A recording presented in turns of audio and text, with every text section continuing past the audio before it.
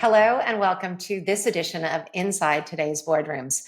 I'm Lisa Edwards, Executive Chair of the Diligent Institute, and I'll be your host for today's discussion. Joining me today is Tamara Brightwell. She is a corporate partner in the Washington, D.C. office of Wilson Sonsini Goodrich Rosati, where she counsels public companies on a wide range of regulatory matters. Tamara, thanks for joining us. Hi, Lisa. I'm very happy to be here with you today. So I'm super excited to pick your brain about what you've been seeing lately in your work. So in your mind, as you sort of look at these things, what are the biggest takeaways from the current regulatory environment and this 2023 proxy season? What did you think would happen, and how did those predictions kind of play out? Well, we're in a really active regulatory environment right now, especially when it comes to SEC rules. And there's really no sign of that slowing down.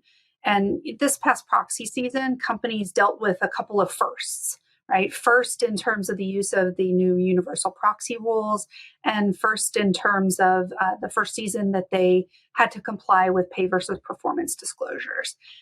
And so there were a lot of unknowns, I think, with regard to both how universal proxy was going to work, and whether there'd be an uptick in contests, and then with regard to how to comply with the pay versus performance disclosures. And so those two things were top of mind this proxy season.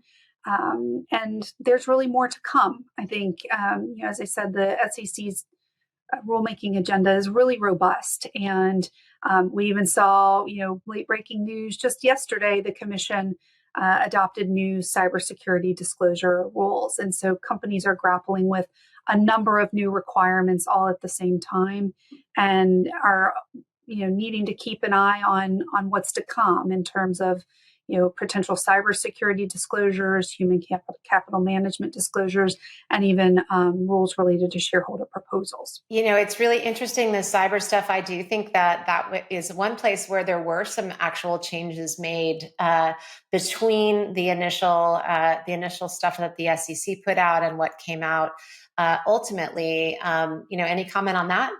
With respect to the cybersecurity disclosure rules that the commission just adopted, I think the commission sought to address some of the concerns raised by commenters with regard to the scope of the rules. And they really made some adjustments to narrow the scope and make some clarifications, and in some circumstances provide some limited accommodations. So an example of that limited accommodation is with respect to the requirement to disclose in a current report, on Form 8K, that a material cybersecurity event has occurred within 4 business days of the company making that determination of that incident occurring. And what the commission said was that in the event that disclosure of that material cybersecurity incident would raise a substantial risk to national security or public safety, that the United States Attorney General could make a determination and provide a written notice to the commission, and that would allow the company to delay disclosure for up to 30 days. And there's some additional provisions related to that as well. But that's a pretty narrow scope, and there are lots of things to think about when you're thinking about assessing a cybersecurity incident and the disclosures that might go along with it. But the commission did narrow some of the scope of the disclosures that would be required in those incidents to try and allay some concern about giving a roadmap to threat actors. Yeah, I think some of that was certainly welcomed by, some of the people who put in some of the comments. More to come on how it all plays out, and maybe we'll have to come back to you and your team and get the update in a couple of months to see how it's playing out, because these things, they always play out a little differently than you expect as well. So, on that note, you mentioned this SEC and this regulatory environment, and it has been quite active. How do you think that some of these issues are going to continue to develop in the next 6 months or year as we look at new changes coming? Yeah, I think, for example, with regard to pay versus performance disclosures, I think companies worked hard to get their arms around that this year and to provide the disclosure that was required by the commission. I do think that's an area that everyone will want to keep their eye on. The SEC staff had indicated that they're going to be taking a look at those disclosures to see how companies complied and to see if there's areas where compliance and disclosures could be enhanced. And they did say they're not looking for gotchas, right, on the disclosure, but they are looking to see if additional guidance might be warranted. And that could come in the form of compliance and disclosure interpretations from the staff.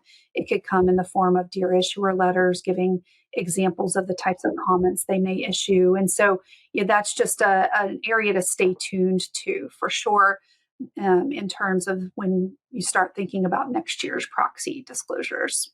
I think it's a bit of the same on universal proxy as well. I think that's a developing area, and it sort of remains to be seen whether there'll be an uptick in proxy contests as a result of the rules. I don't think we saw that this year, but there will be a continued focus on governance matters, board composition and creating value for shareholders, as well as other matters, for example, involving ESG, which is always a hot topic these days. Yes, indeed. I think sometimes it takes a little while for people to get used to the new rules before some of the activity starts. So we still could see some interesting developments in the next year.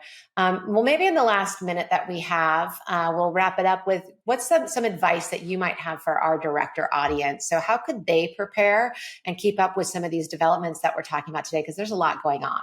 There is a lot going on, and I think that makes it all the more important to be trying to stay on top of it and thinking broadly too about how the different pieces fit together.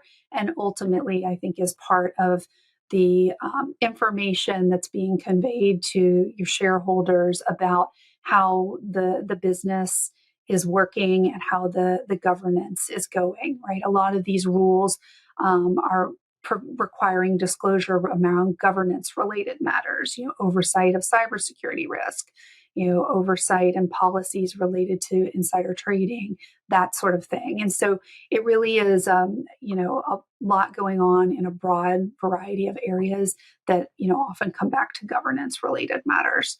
And so I think staying on top of that is important. Maybe I'll let you do a quick plug. Does Wilson Sonsini have a newsletter or a website where you might be posting some of the new information? We do. We have a public company group has a known trends blog, knowntrends.com, that we put blog posts on related to all of these matters. You can find our client alerts there as well. And we certainly do client alerts on these important topics related to clawbacks and the new disclosure rules that I mentioned earlier, as well as, one coming on cybersecurity. That's great. Well, you heard it here first, folks. Hit the Wilson Sonsini Goodrich and Rosati blog to keep up to date on this stuff. That wraps us now. We're about out of time. Thank you so much, Tamara, for giving us such great insights. You're welcome. Thank you very much for having me. We've been joined again by Tamara Brightwell, partner at Wilson Sonsini Goodrich and Rosati. We'll see you next week.